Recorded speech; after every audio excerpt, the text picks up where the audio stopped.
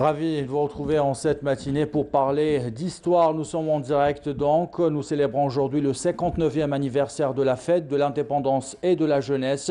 Plusieurs manifestations sont prévues aujourd'hui, vous le savez, pour célébrer la mémoire de celles et ceux qui ont sacrifié leur vie pour la liberté dans notre pays. Il y a des sacrifices qui sont connus, d'autres qui sont beaucoup moins.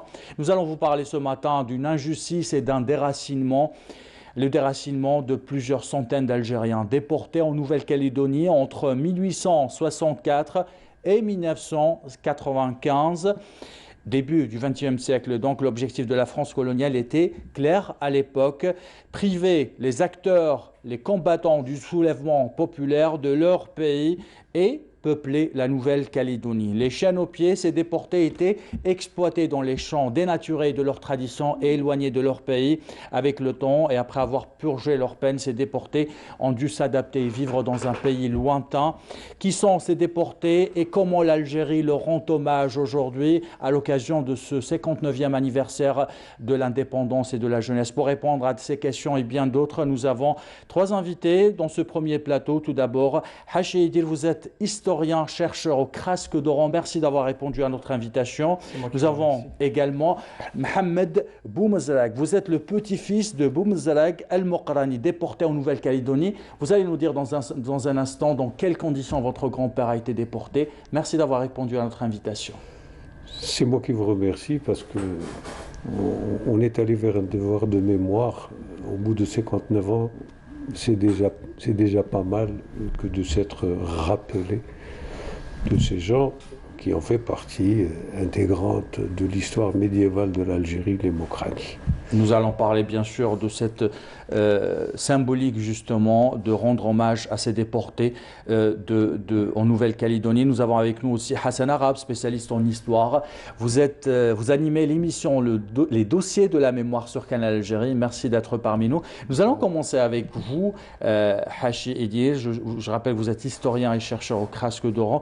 Vous avez fait des recherches sur les soulèvements populaires de 1871 et particulièrement les procès des chefs. Parlez-nous de cette période. Comment ces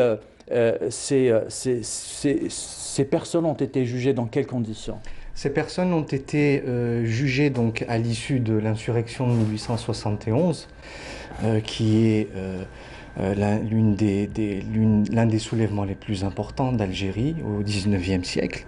Et on arrête cette insurrection qui a commencé au mois de janvier 1871, on l'arrête un an après, le 20 janvier 1872, avec l'arrestation de Boumezrag El-Mokrani vers Ouargla. Et en 1873, après environ 15 mois de détention préventive, ceux que l'on a désignés comme chefs de l'insurrection de 1871 et qui étaient au nombre de 213 ont été jugés et condamnés aux assises de Constantine, au tribunal de Constantine, donc dans le cadre d'un procès civil avec un jury constitué de colons. Et à l'issue de ce procès, on a enregistré environ 50 condamnations par contumace, qui ont consisté en des peines très lourdes et très sévères, des condamnations à la peine de mort, des condamnations à la déportation et des condamnations aux travaux forcés. Sinon, au chapitre des condamnations exécutoires, exécutées, c'est-à-dire appliquées aux accusés qui étaient détenus, emprisonnés, qui étaient emprisonnés, on a compté environ une quarantaine de condamnations à l'emprisonnement, à la détention ou à la réclusion, et également une quarantaine de condamnations à la déportation aux antipodes, donc en Nouvelle-Calédonie, parmi lesquels on a compté Ahmed Bey Ben Cheikh Msaoud, on reviendra peut-être dessus. J'ai apporté des copies d'archives des verdicts qui ont été prononcés contre quelques-uns des chefs de l'insurrection de 71, les plus importants, les plus emblématiques. Et on voit en image, justement, priorité au direct ce matin, l'Algérie qui rend hommage aux déportés de Nouvelle-Calédonie. Justement, le président de la République, Abdelmadjid Tebboune, va arriver dans un instant à l'autre ces images qui nous parviennent en direct de nos équipes à Alger pour inaugurer une stèle commémorative pour rendre hommage à ces déportés. Nous allons, Mohamed Boumezrag, je disais que vous étiez le petit-fils de Boumezrag El-Mokrani. Il a été condamné le 18 septembre 1873. Il a été condamné à mort en première instance. En deuxième instance, il a été condamné à la déportation. Dans quelles conditions le voyage a été fait et comment il a vécu sur place? Comment voulez-vous que quelqu'un, un seigneur qui soit déraciné, comment voulez-vous qu'il reçoive? Il a reçu avec dignité. Il avait répondu à une femme que c'est dommage qu'un bel homme dans le tribunal de Constantine, en Koudia, c'est dommage qu'un aussi bel homme va mourir. Mon grand-père s'est retourné. Vous savez, madame, on ne meurt qu'une fois. Avec beaucoup de dignité et beaucoup d'élévation. C'est quand il est revenu et il avait parlé à mon père. Il a dit on ne peut pas se défaire de sa dignité, on reste ce qu'on est. Quand on est seigneur, on le reste toute sa vie, qu'on soit emprisonné ou pas. Il a pratiquement refait toute sa vie dans le bon sens, même en Nouvelle-Calédonie. Il a terminé très riche, ce qui est tout à fait normal pour lui. Quand il était revenu, il avait échappé à la mort. De toutes les façons, il était déjà mort, puisqu'il était... il n'était plus dans son élément de seigneur, dans son élément de toute une vie et de toute une mémoire. Et on voit l'arrivée du président de la République, Abdelmajid Tebboune, en direct sur Canal Algérie, grâce à nos équipes déployées sur place pour inaugurer cette stèle commémorative pour rendre hommage aux déportés de Nouvelle-Calédonie. Nous allons parler ce matin de cet événement historique et on parle à l'instant avec le petit-fils de Boumezrag El-Mokrani, Mohamed Boumezrag. Voilà pour ces images, nous allons les suivre en direct et nous allons revenir dans un instant pour développer, pour vous parler du nombre de ces personnes qui ont été déportées, dans quelles conditions. On parle souvent, dans un instant nous allons parler avec vous Hassan Arabe, car on a tendance de lier le phénomène de la déportation à 1871. Il a commencé bien avant, mais avant, ces images et priorités au direct.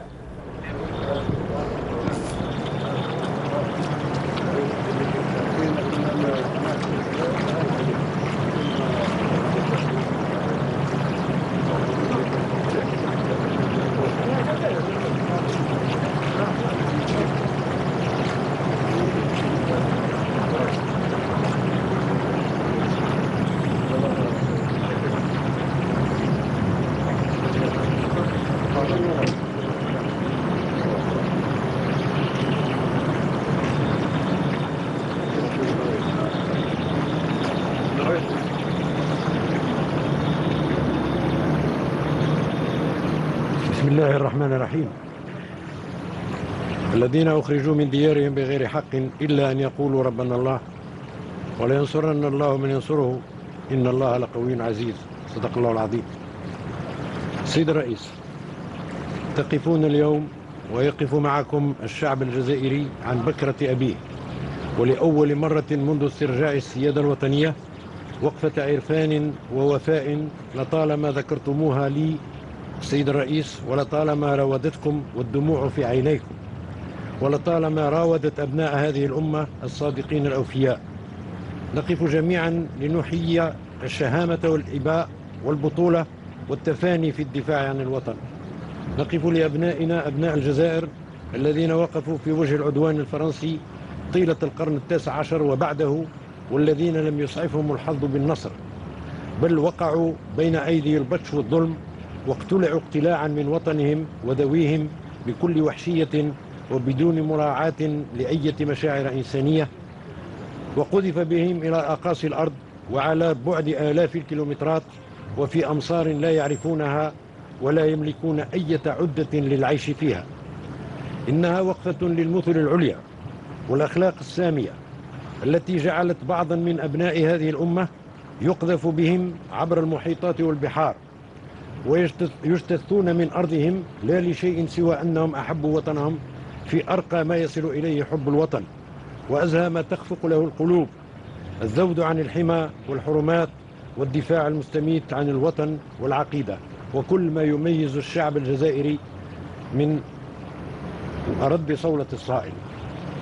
رحلوا والوطن في قلوبهم وفي أعناقهم وعلى عاتقهم، والألم يعصرهم، والقلب منهم يدمي، والعين منهم تدمع، والحسرة منهم تخنق الأنفاس، وسارت بهم السفن إلى آفاق مجهولة في أفواج رهيبة لم تنقطع طيلة زهاء قرن كامل، أي منذ 1837 إلى أواخر الأربعينات من القرن العشرين، إذ كانت الأفواج الأولى قد وجهت إلى جزيرة مارغريت قبالة مدينة كارن الفرنسية في المتوسط، ثم إلى جزر كاليدونيا وكيان وغيرها من الأقطار، ولكل فوج قصة ولكل فوج غصة.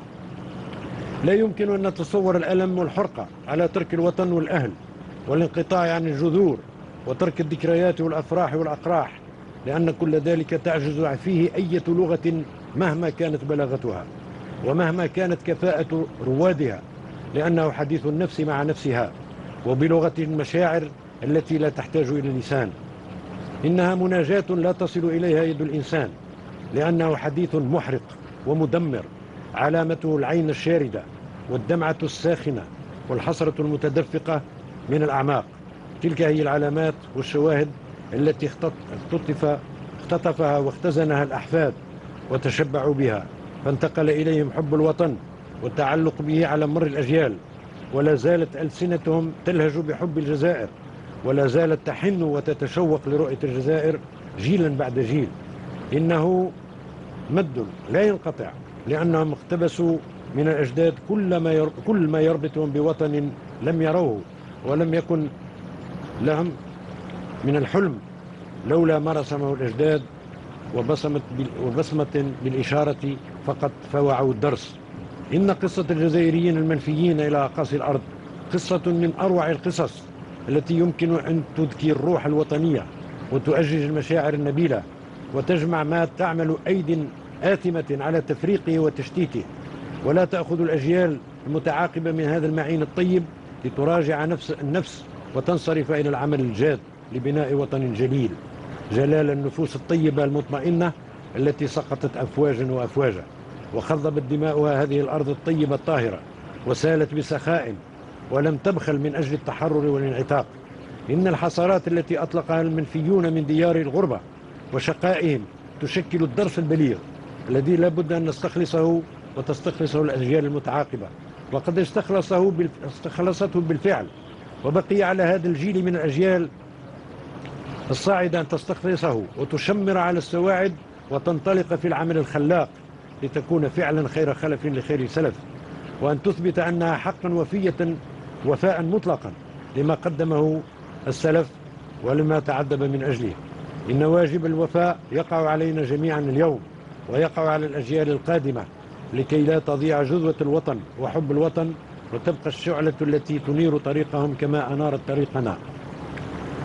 هذه سيد الرئيس هي اللوحة المتمثلة في النصب التذكاري الذي تدشنونه اليوم، فقد توخينا فيه البساطة مع العبرة البليغة والرسالة الأصيلة، فهو كما ترون يمثل النفي في حشد من أبطالنا يساق إلى السفينة، وصوت الجلاد يدفعه للركوب رغم أنفه. فعلى الجانب الأيمن يقف رجل يفهم من قامته أنه يحمل كل معالم الأصالة،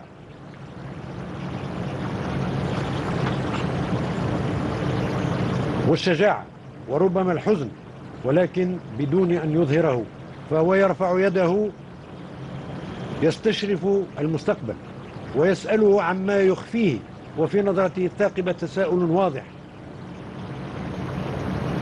فمع أنه يبدي عدم اهتمامه بالجمع الذي يساق إلى المنفى، ينظر إلى المستقبل بقناعة راسخة أن التضحية لابد منها ولا مفر، لكن النظرة موجهة لحامل العلم.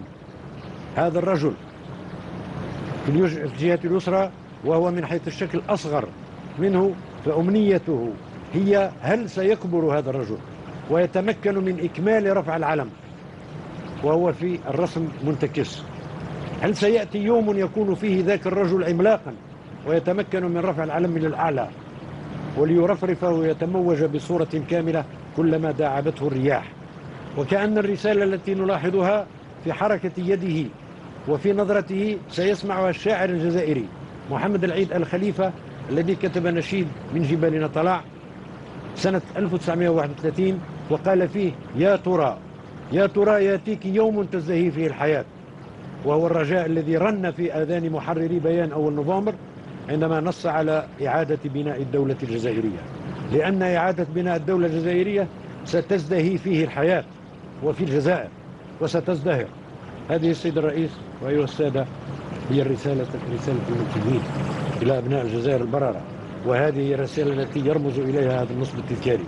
حفظ الله الجزائر وأخذ بأيدي أبنائها إلى صون كرامتها وتحقيق أعمال شهدائها الأبرار. وفي هذا اليوم الأغر الذي نحتفل فيه بالذكرى 59 لاستعادة السيادة الوطنية، نبتهل لله العلي القدير أن يسدد خطانا وأن يلهمنا لخدمة هذا الوطن العزيز بما يستحق. وكل عام وأنتم بخير والجزائر بخير. رحم الله شهداءنا الأبرار. تحيا الجزائر عزيزة مكرمة، والسلام عليكم ورحمة الله وبركاته.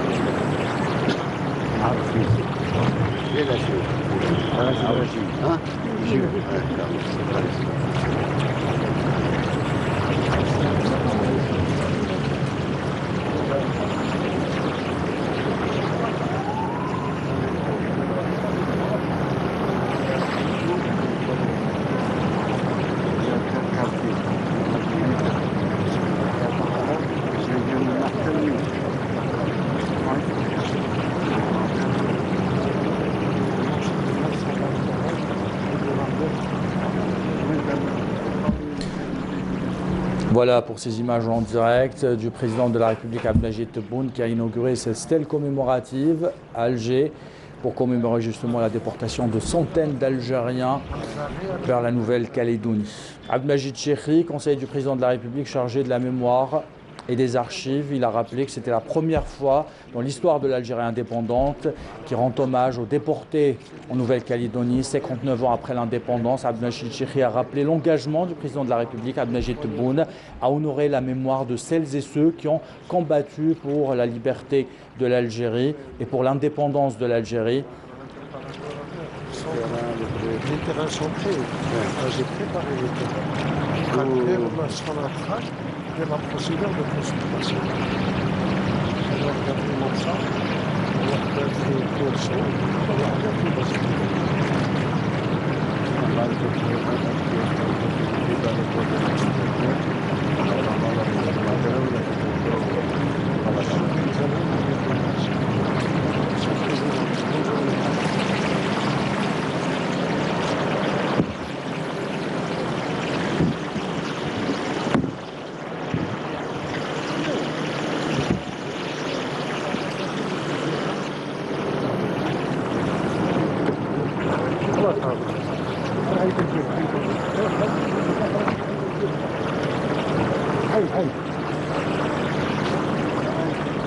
Voilà pour ces images en direct. L'histoire des déportés en Nouvelle-Calédonie est un exemple, rappelé Abdelmadjid Chekhi.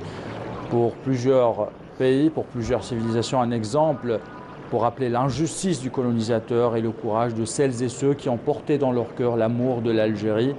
Un tableau, cette stèle commémorative représente un tableau qu'on pourra peut-être décortiquer plus tard avec des spécialistes. Voilà, nous sommes en direct depuis plusieurs minutes pour vivre cet événement en direct. Avant ce direct, je vous ai donné la parole, Mohamed Boumezrag. Vous êtes le petit-fils de Boumezrag Al-Moqradi. Qu'est-ce que représentent ces images pour vous? Une reconnaissance?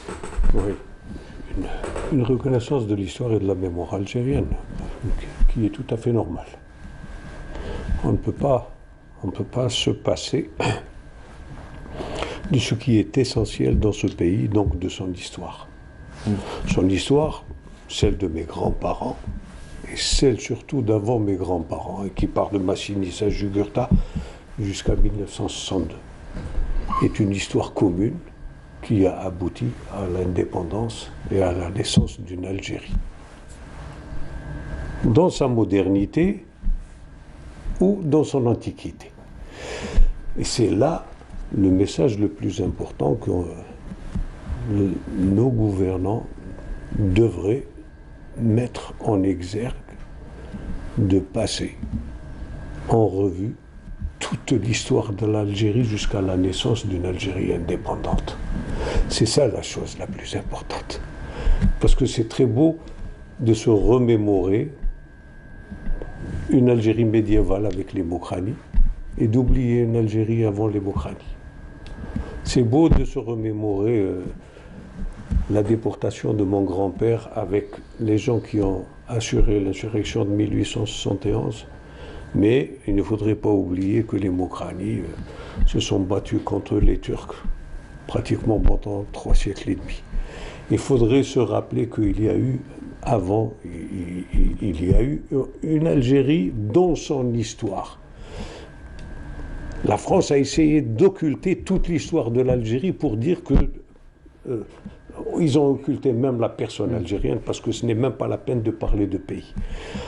Et ils continuent encore à combattre cette image, plutôt à engranger cette image de l'Algérie sans histoire. Hassan Arabe, ils étaient combien ces déportés envoyés vers la Nouvelle-Calédonie?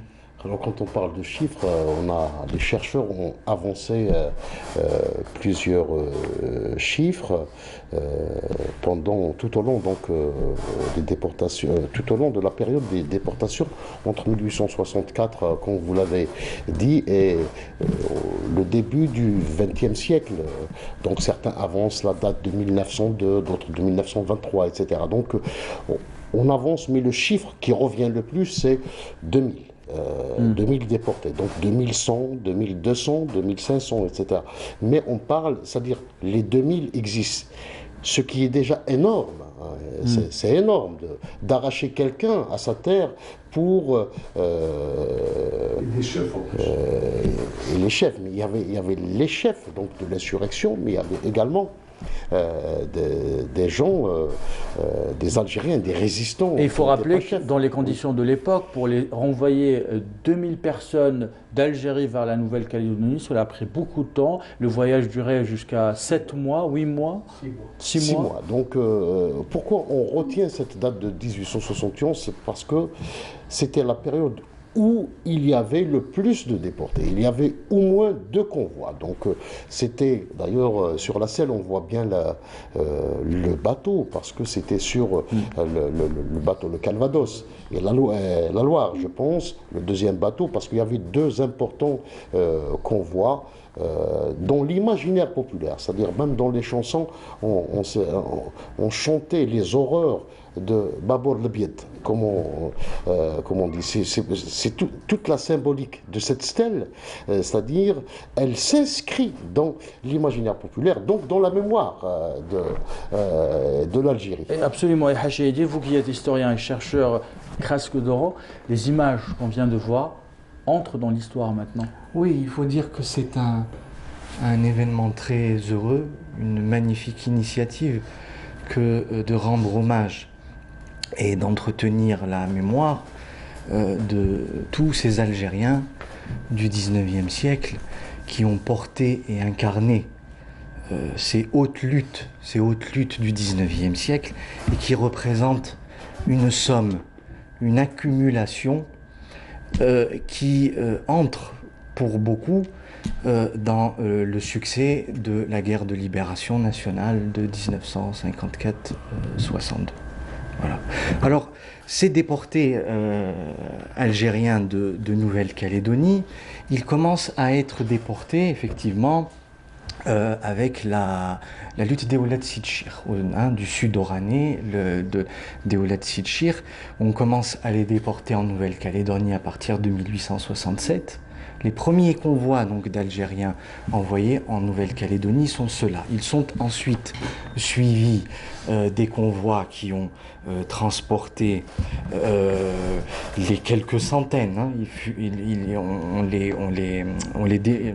dénombrements que Melika Ouanouri, les listes que Melika Ouanouri dresse dans ce livre Algériens et Maghrébins en Nouvelle-Calédonie indiquent effectivement que les déportés algériens en Nouvelle-Calédonie se sont montés à environ 2000, parmi lesquels donc des insurgés des Oulad Sidchir, des insurgés du soulèvement de 1871 et des insurgés du soulèvement d'El Amri dans les Aurès. Et du soulèvement de Cheikh Bouhamama en 1876 et 1881. Et on va voir l'ouvrage qui va s'afficher dans les écrans algériens et maghrébins en Nouvelle-Calédonie, signé Melika Ouanouri.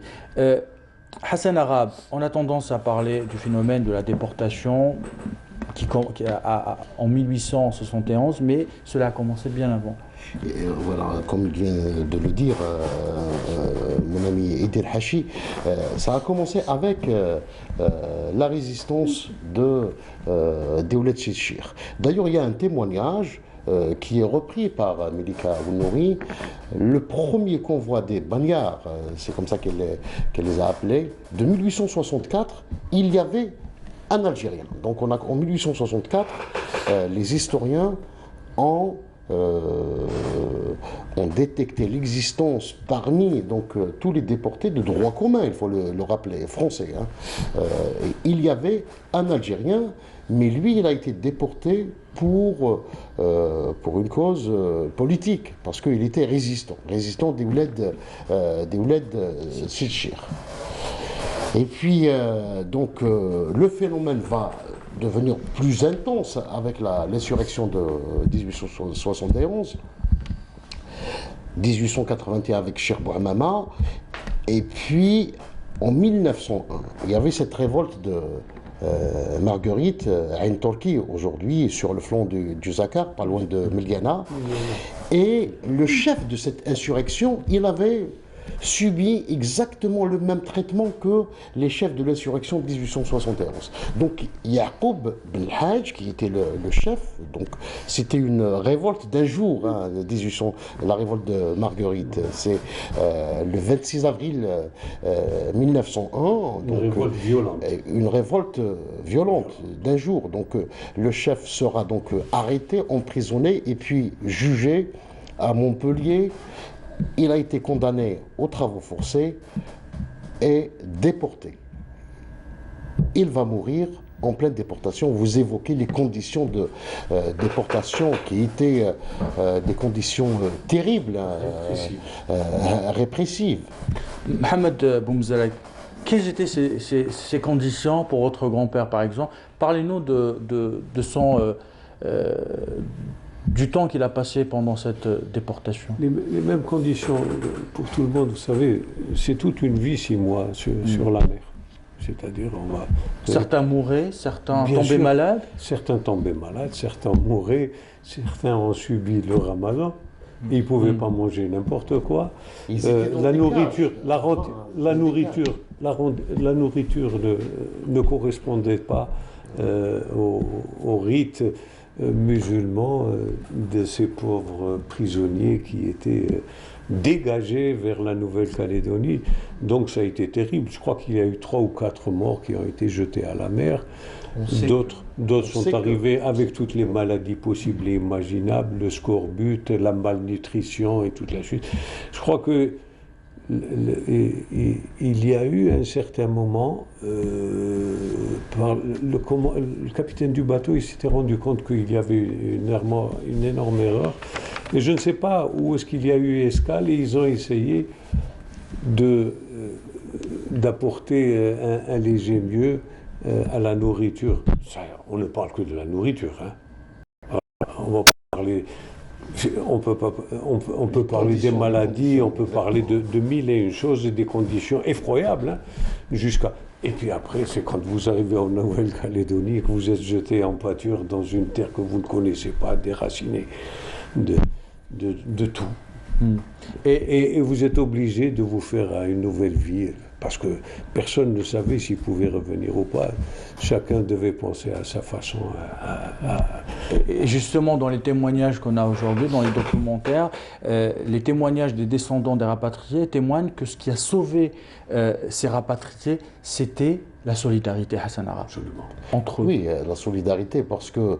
Et c'est la solidarité qui a fait déjà la force de l'insurrection de 1871, l'insurrection de Chir, l'insurrection de Shirwan Amazigh. Solidarité et discipline. Solidarité et discipline.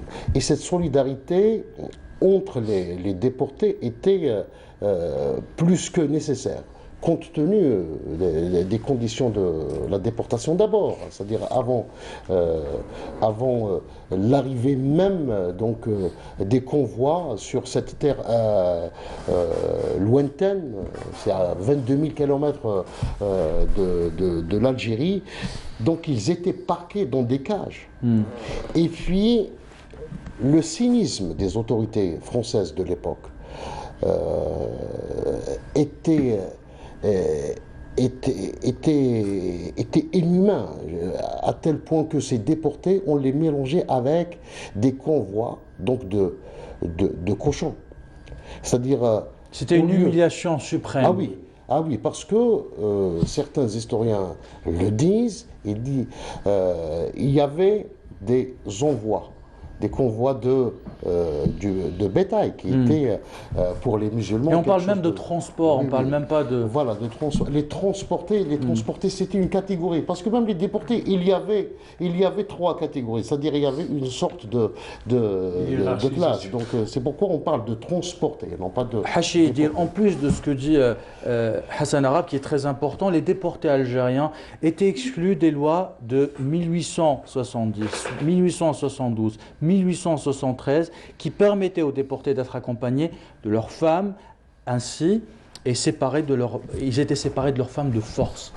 Oui, je voudrais revenir juste avant de répondre à votre question. Bien sûr, je vous remercie pour cette question.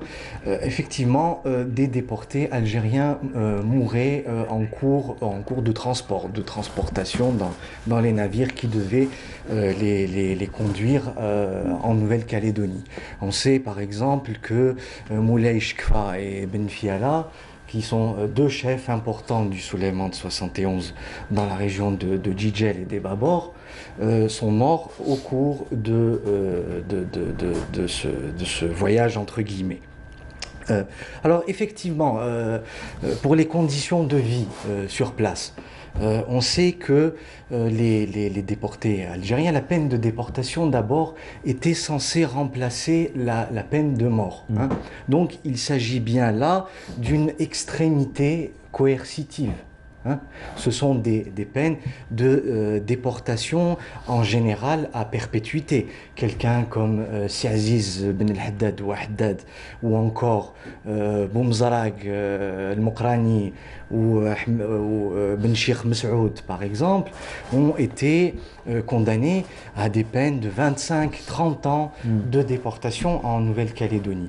Alors sur place, il fallait aller couper du bois, se fabriquer son habitation, chaîne au il pied. fallait couper du bois pour faire du feu alimentaire. oui, et cuisiner. Qu'est-ce qu'il fallait d'autre?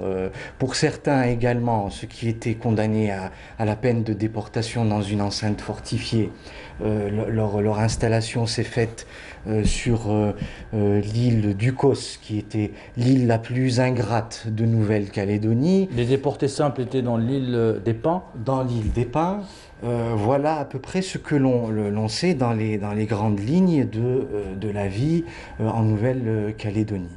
Alors effectivement, ils n'avaient pas le droit de se faire accompagner ni par leurs femmes, ni par leurs enfants, ni par un quelconque parent. Et nous avons des cas d'ailleurs de mariage entre des déportés algériens et des déportés femmes de la commune de Paris, par exemple. On sait qu'un déporté algérien a épousé une certaine Louise Leblanc, je crois. Voilà. Et ce que l'on peut ajouter également, c'est que les déportés de la commune de Paris ont fini par être bénéficiaires d'une loi d'amnistie en 1880, et cette loi d'amnistie a exclu catégoriquement les déportés algériens. Et une pétition a été organisée à Paris, une pétition signée par Victor Hugo, par exemple, et par Georges Clemenceau, qui a été président. Cette pétition a été envoyée à la justice française, et la justice française a répondu qu'il n'y avait pas de déportés politiques algériens, ni en Nouvelle-Calédonie, ni ailleurs. Que donc on leur déniait, on continuait à leur dénier tout statut de déporté politique. Et Hassan Arabe, vous consacrez un numéro des dossiers de la mémoire ce soir 21h sur ce drame, sur cette déchirure des déportés qui a marqué donc la fin du 19e siècle. Qui seront vos invités ce soir? J'aurai donc le plaisir de recevoir M. Goumzarag et M. Hachi. Et vous aurez peut-être beaucoup plus de temps pour parler pour développer justement en détail cette problématique de cette déchirure. Nous allons voir justement dans un instant un extrait d'un documentaire Khalidoun de notre collègue Yazine Aïd Mahidine, et on revient juste après.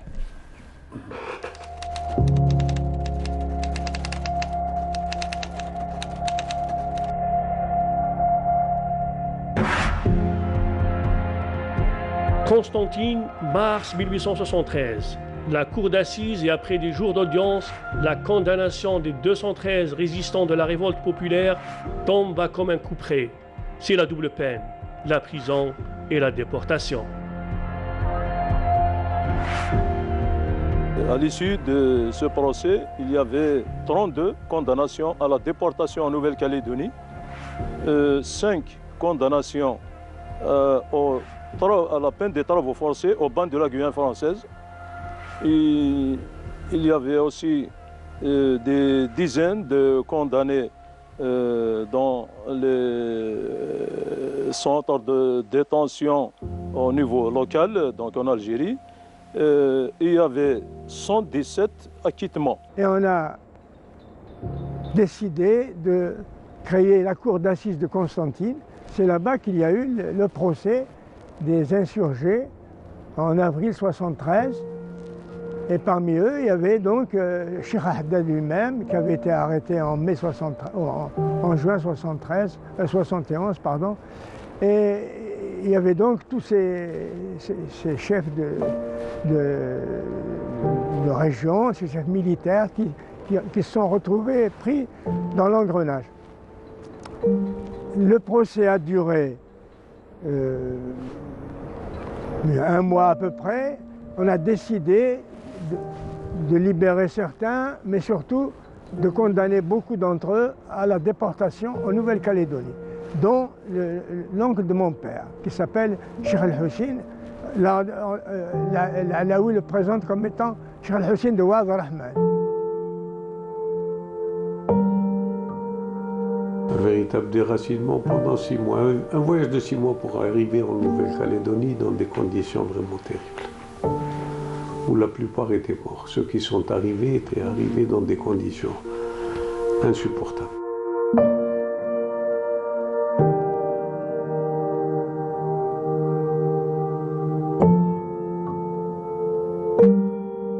Quand on sait toutes les souffrances qu'ils ont pu subir dans les bagnes en Nouvelle-Calédonie. Et puis il y a eu toute une série de grâces. Et tout le monde a été gracié, puisqu'à l'époque, les gens de la commune de Paris, qui étaient des amis de mon grand-père, avaient été graciés à la fin des années 1880.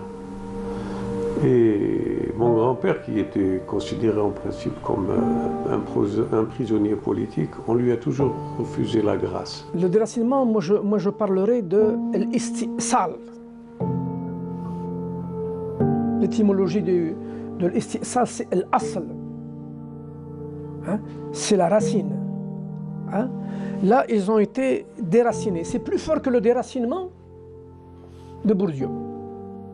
Des paysans de la Mitidja de Bourdieu. Les paysans de la Mitidja de Bourdieu qui ont été déracinés, qui ont été déplacés pendant la guerre de libération nationale, ont retrouvé leur terre.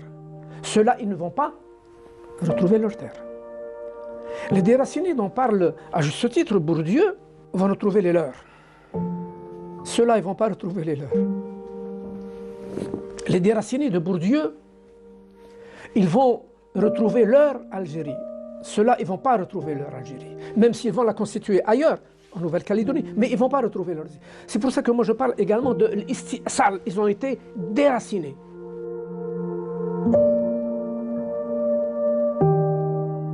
La déportation recouvre une des pages les plus hideuses de l'histoire de la colonisation française.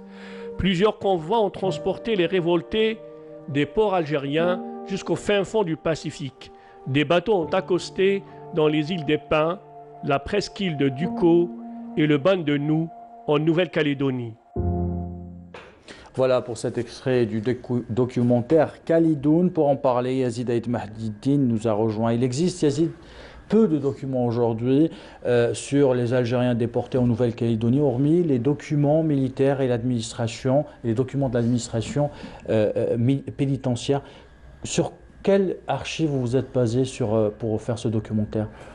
À l'origine, en fait, on a reçu sur ce plateau déjà en 2005 des descendants de déportés de la Nouvelle-Calédonie, dont le Hajj Laïfa et Boufnash. Déjà en 2005, je voulais en fait y aller loin et chercher. Et puis il y a des récits de famille. Ces récits de famille que les gens ont oubliés. Il y a toute une chaîne de récits de famille de toutes les régions d'Algérie, notamment de la région de Bourj Bouarelidj, la région de Sdouk, et tout en fait, c'est le 3/4 de l'Algérie qui se sont révoltés contre la colonisation.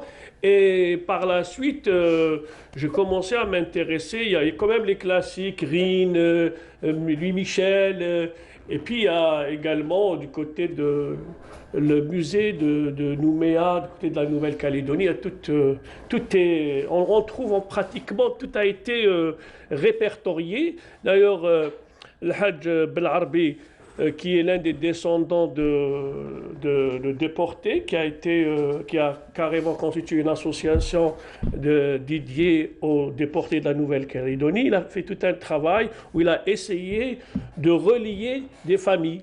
Il a essayé également d'établir des liens entre des descendants de déportés et leurs familles en Algérie, Al-Garara, du côté d'El Milia, du côté de Bourni. Donc il y a tout un travail qui a été fait, et c'est vrai que maintenant il y a le premier, je pense que c'était aussi, comment elle s'appelle, vous venez de parler de Honoré, donc qui a fait un travail extraordinaire. Et puis Mehdi Lalaoui, qui a été parmi aussi les premiers qui ont fait ce travail de mémoire. Et là, on a... Oui. Oui, Siddiq Tawti, à l'origine, qui a publié un livre sur les déportés de la Nouvelle-Calédonie. Il était parti dans le cadre de la Banque algérienne de développement. Et là-bas, il a trouvé une petite communauté musulmane en Nouvelle-Calédonie. Et là, il a commencé à s'intéresser. Et c'est là où il y a eu le déclic pour travailler sur les déportés de la Nouvelle-Calédonie. Oui, Allah yarhamou, Siddiq Taouti, c'est lui qui a écrit pratiquement le livre qui a servi de scénario pour... C'est un homme à ne pas oublier, c'est un homme extraordinaire. Et puis, il y a... quand on avait fait le Mourani, j'avais lancé la perche à Saïd Al-Almi. Voilà. J'ai dit, il y a quelque chose d'extraordinaire à faire, il faudrait aller travailler sur les déportés, sur les enfants des déportés de la Nouvelle-Calédonie. Saïd, il a saisi l'idée et il l'a bien fait en fait. Hein. Absolument. Il a fait un travail de base qui a servi un peu à tout. Ah oui, et je rappelle que le documentaire a déjà été diffusé, Khalidoun, il sera rediffusé ce soir sur Canal Algérie. Hassan Ara, vous l'avez vu, qu'est-ce qui vous a marqué dans ce documentaire pour donner envie peut-être aux téléspectateurs de le suivre ce soir? À mon avis, c'est un nouveau regard sur cette déchirure, parce que c'est un documentaire dans lequel notre ami Yazid avait a réussi à donner la parole à tous les acteurs concernés. Et puis il a su faire parler également les archives.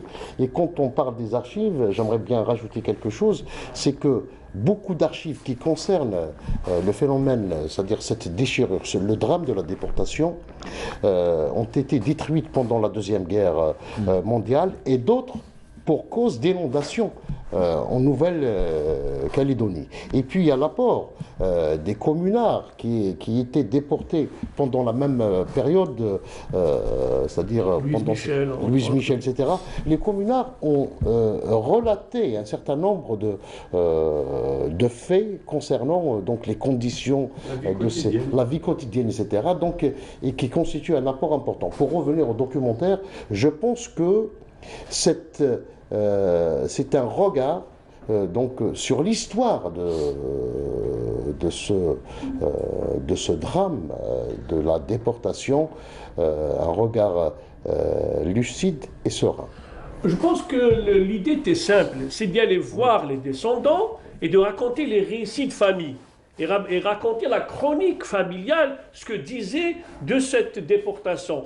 Et puis appuyer même par de la poésie populaire. On trouve par exemple les Kessi, il y a toute une poésie populaire par rapport à son aïeul qui a été déporté en Nouvelle-Calédonie. Belarbi aussi qui a fait un travail extraordinaire. Et puis il y a Sahnouni Rachid qui a édité au CNRPH tout un florilège de poésie, dont un dédié à son aïeul qui a été déporté. Et son aïeul il avait une histoire extraordinaire où, comme il était marabout, etc., il a réussi à guérir la fille du chef du bagne, et puis il a dit on va faire en sorte de te faire évader. Il y a justement le poème extraordinaire qu'a lu Al-Qurso, l'historien Mohamed Al-Qurso, d'un autre déporté. Oui, par rapport à Calvi.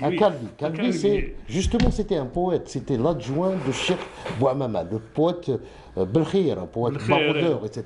Et puis il y a des images qui sont saisissantes aussi, quand vous arrivez par exemple au cimetière de l'Akhdaria, au niveau de l'Akhdaria, Yazid Aïd Mahlidine, qui a connu la bataille de 1871. Oui, en fait, c'était la bataille de Sidi Rahmoun, et ça où il y a eu cette connexion entre la tariqa, les guerriers de la tariqa rahbaniya, et puis la bravoure de Cheikh Bouamama et Boumezreg. C'est là il y a eu une grande bataille, et malheureusement c'était pas une bataille à égal. Bien sûr, l'armée française était équipée de tout un arsenal de guerre. Il y a eu beaucoup de martyrs et certains ont été déportés. Et le cimetière de la région de Sidi Rahman du côté d'Aomar, pas loin de Palestro, il y a eu tous les disciples de la tariqa qui ont participé à cette bataille. Et aujourd'hui, le cimetière, il y a même dans ce cimetière, aujourd'hui, il y a même des lieux où on peut même voir les ossements de ces martyrs. Et on voit ça dans le documentaire Khalidoun. Mohamed Boumezreg, la plupart de ces déportés avaient un seul rêve, revenir vivre en Algérie, passer leurs derniers jours en Algérie. Oui. Il y a quelque chose d'extra. Je vais parler de mon grand-père, parce que très peu sont revenus, Msakin. Mon grand-père, grâce à la levée des boucliers d'intellectuels, de politiques, tout de suite français, dont Victor Hugo, dont Marcel Sambab, dont Clémenceau, dont beaucoup. Il y avait 1500 signataires. Parlez-nous de votre grand-père. Je parle de mon grand-père. Quand il est revenu, et d'ailleurs je l'ai dit, je pense l'avoir dit tout à l'heure, quand il est revenu, je vais parler de la boucle répressive. La boucle répressive de 1830 jusqu'à 1962 a été toujours la même, mais avec un armement modernisé. On est parti des enfumades au napalm. On est parti des déportations à travers le monde colonial français vers les déportations massives dans les régions en Algérie. Beaucoup de populations de la Kabylie ont été déportées dans les plaines et en dehors pratiquement de leur... La chose la plus importante, c'est de se dire, est-ce que à un moment, la répression française s'est arrêtée? Elle ne s'est jamais arrêtée. Est-ce que la lutte du peuple algérien s'est arrêtée? Et la lutte ne s'est jamais arrêtée. Elle ne s'est pas arrêtée de 1830 à 1962, ni pendant les 3 siècles des Turcs, ni avant avec Rome, avec les Vandales, avec tout ce qu'on voudra. C'est-à-dire que ça a été un cycle de résistance continue qui est très important pour l'écriture de l'histoire. Nous avons existé par nos martyrs de Massinissa jusqu'à 1962. Moi, et c'est la chose la plus importante, c'est d'aller vers une écriture de l'histoire apaisée, dans laquelle on retrouve tous nos héros. Il n'y a pas un héros qui soit mieux que l'autre. Ce sont les héros de notre histoire qu'il faut glorifier pour qu'il y ait une symbolique générale qui se dégage depuis les premières prémices de ce peuple jusqu'à l'indépendance d'aujourd'hui. Aujourd'hui, nous avons quelque chose de commun, c'est la mémoire des souffrances. La mémoire de souffrance, c'est quelque chose de terrible, elle ressort à n'importe quel moment, sur n'importe quelle génération. Des enfants qui sont nés, ça fait 20 ans, quand vous leur parlez de l'Algérie, même s'ils ne connaissent pas l'histoire, il y a une mémoire et elle va ressortir. Les souffrances ressortent tout le temps. Alors, pour revenir à mon grand-père et pour revenir au cycle des répressions, mon grand-père, quand il est parti, il a été condamné à mort, commis en déportation à vie. Pendant 32 ans, tout le monde s'est battu, mon père et tout, pour le faire revenir. Quand il le fait revenir, il réussit à le faire revenir. Heureux de rentrer chez lui, mais complètement, c'était terminé. Abattu. Quand il arrive, il ne reconnaît... Ils lui ont même interdit d'y aller à la Medjana. Ils lui ont interdit d'aller à la Qal'ad bin Abbas et de Medjana. Le gouverneur d'Algérie le convoque, il va le voir. Et quand il revient, il dit dans ces termes-là à mon père, « Sqani l-kelb », ça veut dire j'ai été empoisonné. Sqani, ça veut dire que j'ai été empoisonné dans un terme moyen et et il est mort un an après. C'est-à-dire que ça a été un jeu pour eux, commuée, déportation, mais il a fini par être exécuté, pas de la même manière. Parce que il faut rappeler qu'il a été condamné à mort en première instance et que l'objectif in fine c'était de le liquider physiquement. Et il a été liquidé physiquement. Puis il y a aussi cette idée de dépossession qui est importante parce que c'est vrai qu'il y a eu la déportation. Mais ceux qui sont restés ont été victimes de la spoliation, de la dépossession. Même les structures symboliques, les structures confrériques ont été carrément délitées. Il y a quand même il a été été vraiment démantelé toutes ces structures qui existaient. Je suis d'accord parce que hier on était en train de parler de termes de révolte, d'insurrection et de soulèvement, mais surtout de révolution. Ça a été ce qu'on appelle une révolution à contrario parce qu'elle a bouleversé pratiquement les 3/4 de l'Algérie. Et pour ça, on peut dire, dans le mauvais sens, ça a été une révolution qui a complètement bouleversé pratiquement à partir de Hadjirat al-Nasr jusqu'à la frontière algérienne. Tout a été laminé. Absolument. Hassan Arab, le conseiller du président de la République, avait rappelé tout à l'heure que c'est pour la première fois que l'Algérie rend hommage officiellement à ses déportés vers la Nouvelle-Calédonie. Depuis des années, on en parle, mais on a l'impression qu'on n'a jamais fait quelque chose de manière officielle, on leur a jamais rendu hommage. Pourquoi aujourd'hui? Pourquoi maintenant? Je pense que le président de la République, Abdelmadjid Tebboune, dès son élection, il avait affiché un intérêt particulier. C'est la première fois qu'un président de la République affiche clairement, sincèrement, l'intérêt à la mémoire nationale. L'année dernière, il faut le rappeler que c'était un moment très très important, le 5 juillet 2000. Voilà, le rapatriement des restes mortuaires des héros, justement. On parlait des héros de la résistance, c'était du 19e siècle. Aujourd'hui, c'est un autre pas qui est, sur le plan symbolique, extraordinaire, parce que le président de la République s'inscrit toujours dans la même démarche, celle de rendre hommage à tous ceux qui ont été victimes de la colonisation, et c'est une manière de préserver cette mémoire nationale. Et de lutter contre l'amnésie, contre l'oubli. Parce que quand on voit par exemple les déportés de Drancy, les déportés du nazisme, on voit tout le mythe qu'on a construit autour de ça.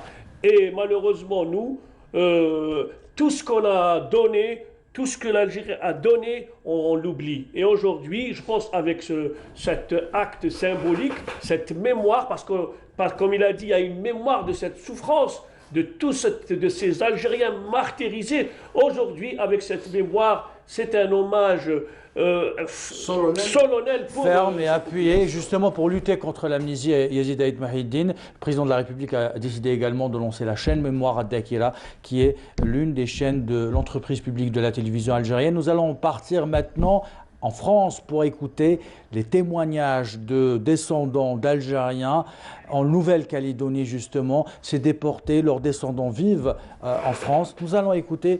Regardez ces témoignages, ils ont été envoyés par Afef Blouchet. On revient juste après.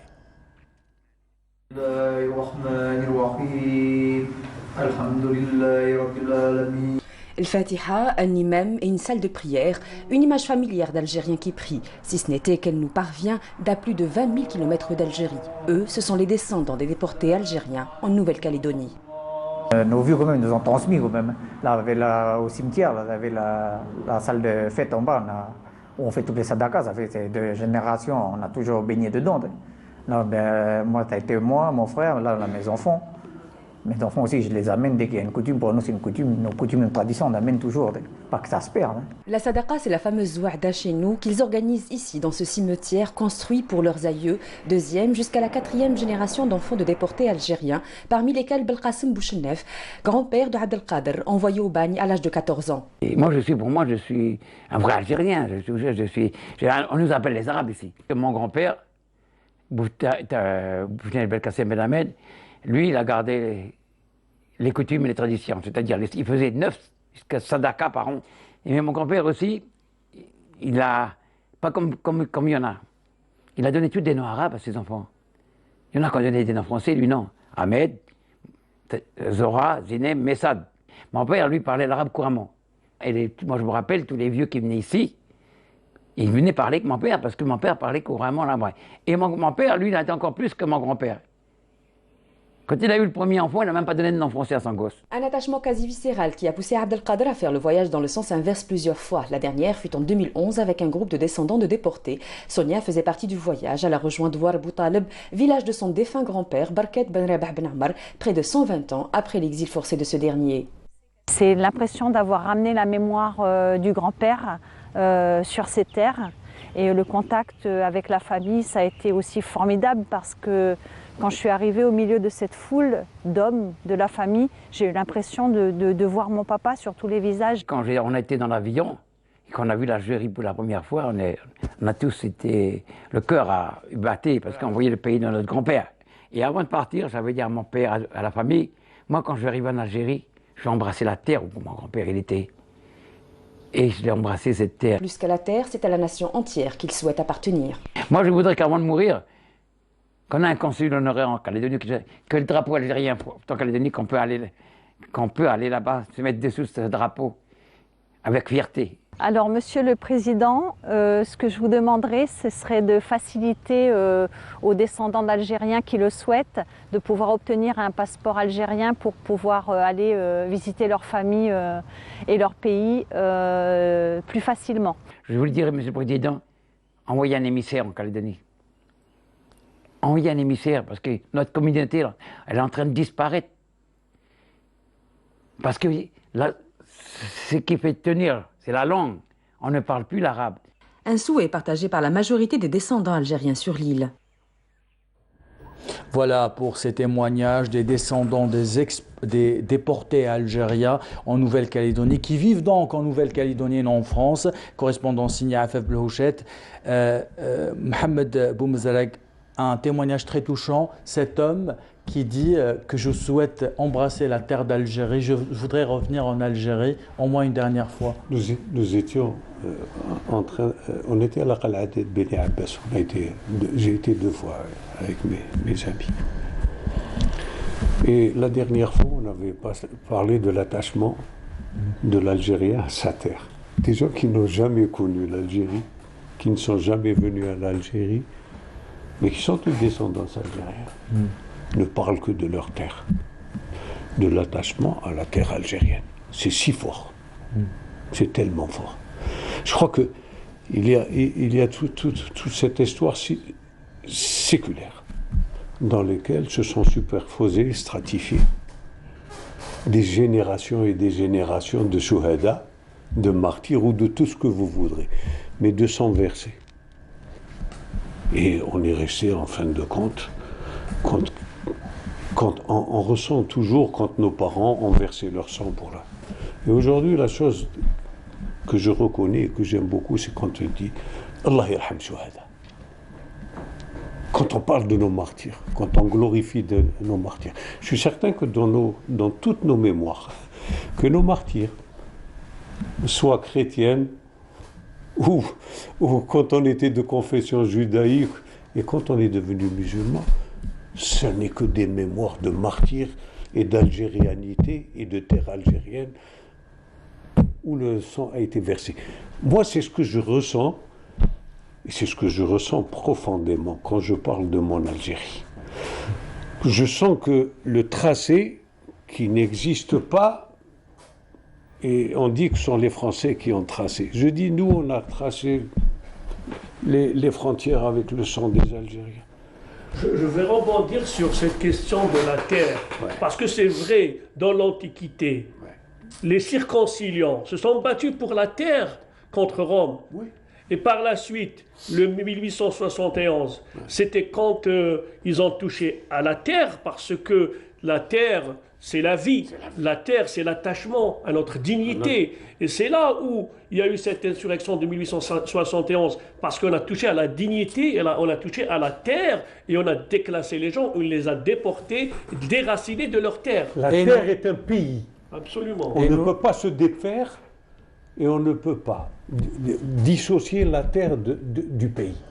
Et nous ne vivons pas seulement à notre époque, nous portons toute notre histoire avec nous. C'est un grand historien, Justin Gardner, qui disait cette phrase. Hassan Arabe, il y a eu un appel aussi de ces petits-enfants pour revenir en Algérie, visiter ce pays qu'ils n'ont jamais connu finalement. Ce n'est pas un hasard, parce que les premiers déportés rêvaient de revenir en Algérie. D'où les tentatives d'évasion. Aziz Al-Haddad, le fils de Cheikh Al-Haddad, a fait une tentative. Donc il va donc de la Nouvelle-Calédonie jusqu'en Australie sur une barque de 3 mètres, je pense, et puis il se retrouve au Hijaz. Il y avait d'autres tentatives malheureuses. Pour vous dire cet attachement. Et cet attachement donc à la terre algérienne a été inculqué à leurs enfants, d'où cet espoir qui est toujours là de revenir et de tisser des liens solides avec la mère patrie. Et l'attachement aussi, on a eu cet appel aussi, parce qu'on ne peut pas... c'était un message très fort, le monsieur qui disait « moi j'ai envie d'embrasser la terre d'Algérie » et une autre personne qui dit « moi j'ai envie d'avoir un passeport algérien parce que mon père était algérien, mon grand-père était algérien, j'ai envie de revenir en Algérie, j'ai envie de passer du temps en Algérie ». Ça c'est des messages importants pour des personnes qui n'ont jamais connu ce pays. Généralement, il faut le reconnaître, ils n'ont aucun problème pour avoir des passeports. Il suffit d'y avoir un consulat et toute la suite. Et il y a un tas de petits trucs. Moi, je me rappelle de tous mes cousins mokrani qui étaient en Tunisie, considérés comme Tunisiens. Et quand mon frère, celui qui avait créé l'équipe FLN, tous les cousins sont venus vers lui, ils ne veulent pas nous donner. Il était intervenu. Il y avait un petit passage, les Mokrani répertoriés comme on ne pourrait jamais s'imaginer, grande famille avec la Djabou, ils ont tous. Dernière fois, c'était mon cousin Fadl, qui était à Air Tunis, qui était en Mauritanie. Il m'a dit, je n'ai eu aucun problème. J'ai eu à partir du consulat algérien en Mauritanie, mon passeport en une journée. C'est-à-dire qu'il faut reconnaître qu'il peut y avoir des facilités, il suffit de se rapprocher des consulats et toute la suite, et on donne... il faut dire c'est des procédures administratives qu'il faut absolument... oui, ce qui est tout à fait, normal. J'ai reçu les déportés de les enfants déportés de la Nouvelle-Calédonie, Sidi Mohamed, sur la tombe de mon grand-père, de mon père. Mais c'était merveilleux. C'était subjugué, ils arrivent, ils étaient scotchés. Une émotion comme on ne pourrait jamais s'imaginer. Puis ils regardent un arbre. Très bel arbre. C'est un arbre sacré en Nouvelle-Calédonie. Je n'ai pas l'historique et je ne sais pas comment il est arrivé, fils Sidi Mohamed, sur la tombe Sidi Boumzrak. Et même en Nouvelle-Calédonie, ils ont même reconstitué l'Algérie au cœur de Bouraï. Depuis tout le temps. Ils ont planté des figuiers, ils ont planté des palmiers. Ils en ont mangé du couscous. Et puis ils ont chanté El Benfi. Et puis il y avait c'est-à-dire ils ont réhabilité le processus de socialisation des Algériens. Le Café Mort, qui était un lieu de socialisation important en Algérie, donc au 19e siècle, même après. Et donc on a réhabilité les traditions, donc le domino, etc.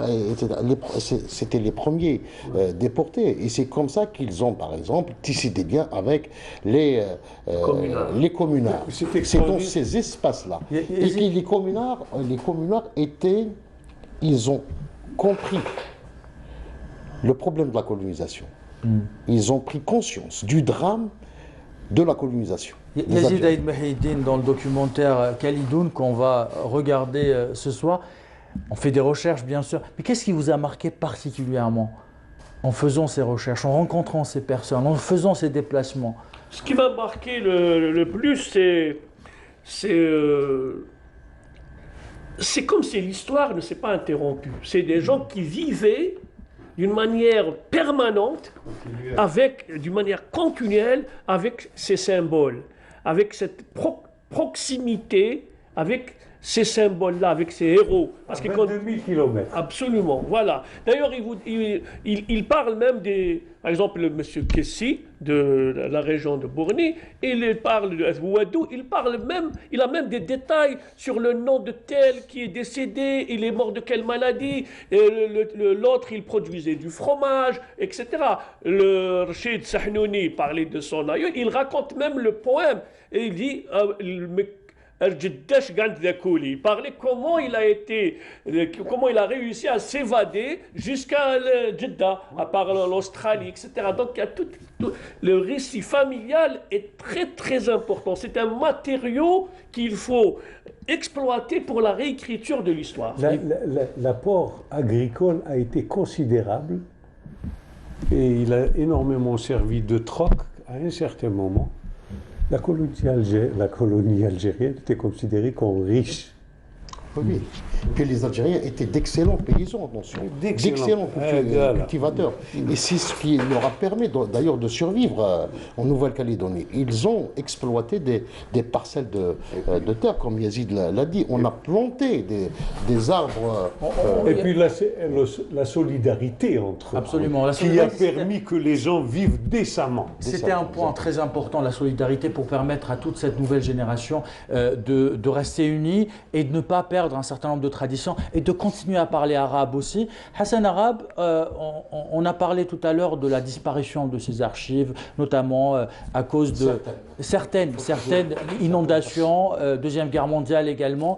Mais aujourd'hui, pour retrouver ces archives ou pour faire des documentaires, on peut toujours s'appuyer sur ses descendants? Sur ses descendants, mais il y a des archives. Par exemple, l'historien, notre ami Idir Hachi, vous savez qu'il a retrouvé toutes les archives concernant le procès de 1871 à Constantine. C'est au tribunal de Constantine qu'il a retrouvé. Je vous assure que c'est un trésor parce qu'il a retrouvé tout le dossier concernant ce procès en assises dans le tribunal de Constantine en 1873. Avec la fondation Mokrani. Oui. On avait fait Al-Mokrani. Donc l'histoire d'Aoulad Mokran, l'insurrection de 1871, j'avais invité un jeune doctorant français. Bertrand Jallat. Il y a 45 km de rayonnage d'archives d'Algérie à Aix-en-Provence.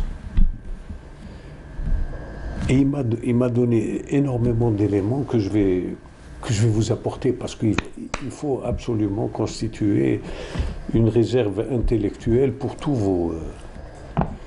Et il me dit, il me l'a rappelé, parce que moi j'ai tendance à exagérer ce qui concerne les Mokrani. Il a dit sur 45 km de rayonnage de l'Algérie,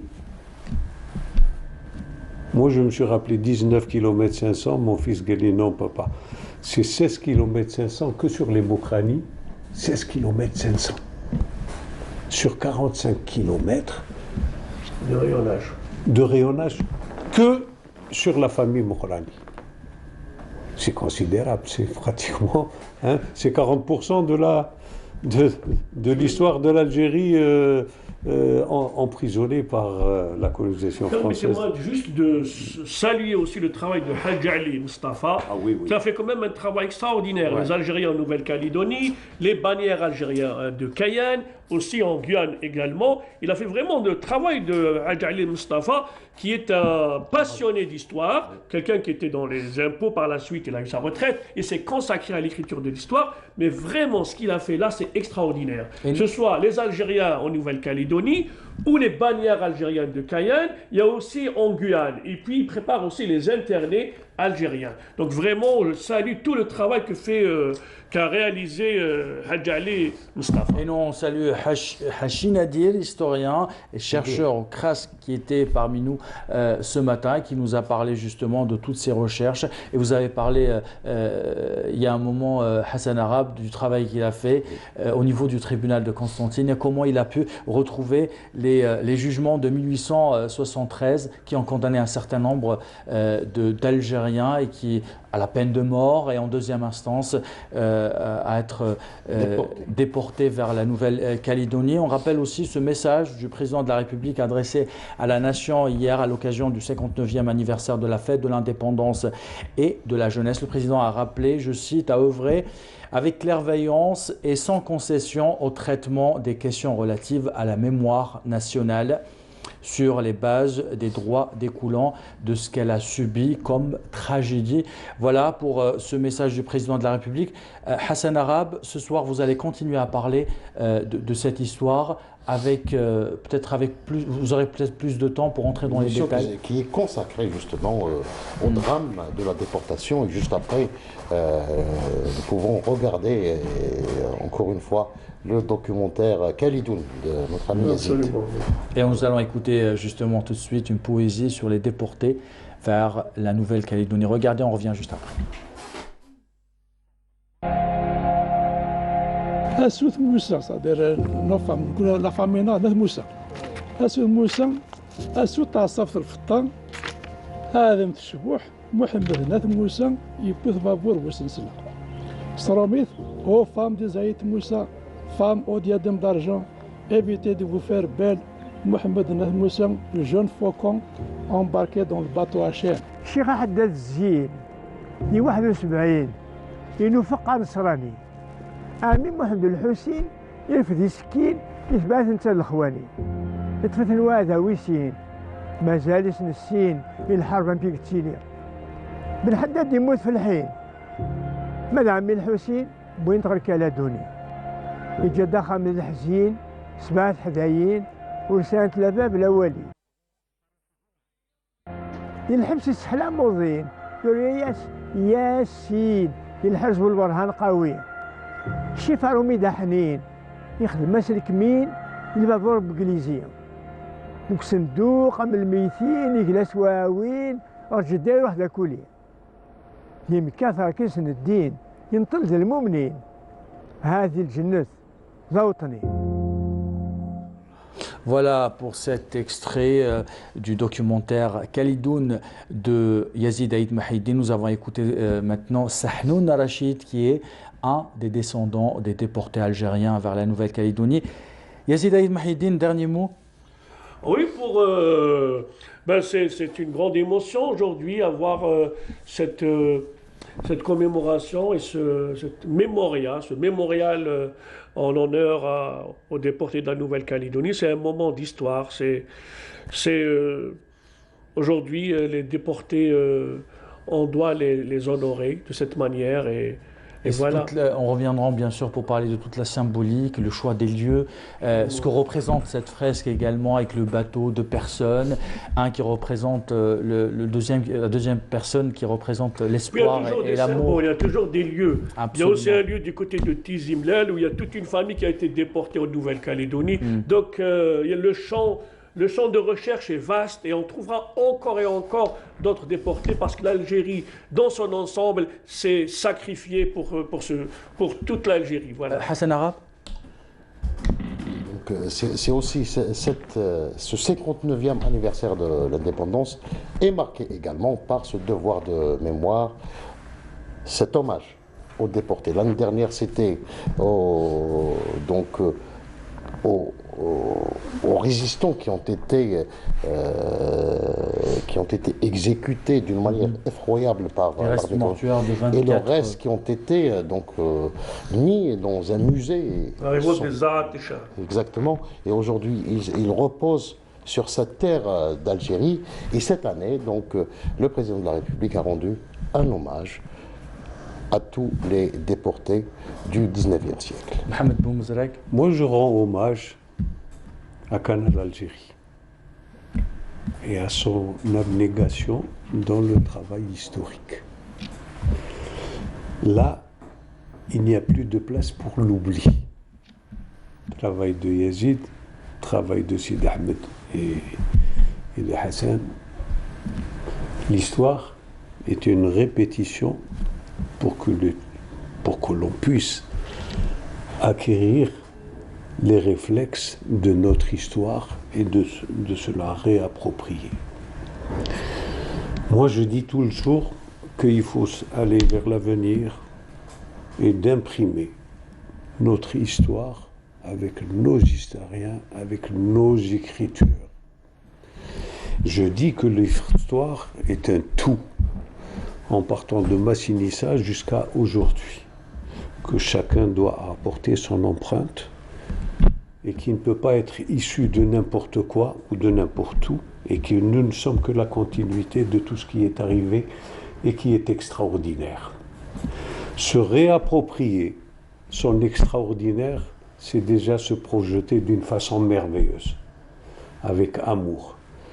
Nous n'avons plus besoin de nous rencontrer et de nous battre sur des points de notre histoire. Nous avons besoin d'être unis dans notre histoire. Merci Mohamed Boumezrag pour ce témoignage. Je rappelle que vous êtes le petit-fils de Boumezrag Al-Mokrani. Vous nous avez parlé de votre grand-père et les conditions dans lesquelles il a été déporté vers la Nouvelle-Calédonie. Merci Yazid Aïd Mahidine, vous êtes rédacteur en chef à Canal Algérie et nous avons passé un extrait de votre documentaire Khalidoun. Merci Hassan Arab, on vous retrouve ce soir pour un numéro spécial des dossiers de la mémoire et vous allez consacrer naturellement aux déportés algériens vers la Nouvelle-Calédonie. Merci à vous de nous avoir suivis. Nous étions en direct depuis 8h du matin et depuis 10h pour vous faire vivre en direct le déplacement et l'inauguration du président de la République de la stèle commémorative aux déportés algériens vers la Nouvelle-Calédonie. Une première reconnaissance de l'Algérie indépendante à ces déportés, à la mémoire collective de celles et ceux qui ont sacrifié leur vie pour l'indépendance de l'Algérie. Je vous retrouve très bientôt sur Canal Algérie. Belle journée. داخل في ست بيبان والسابع فيه الجدعان هي داخل في ست بيبان والسابع فيه الجدعان او قالوا لي كاشي دخان انا في وسطهم دهشان الصبر يومي ما تبكينيش يا ولدك رايح ما يولينيش يا اقول له لامي ما تبكينيش يا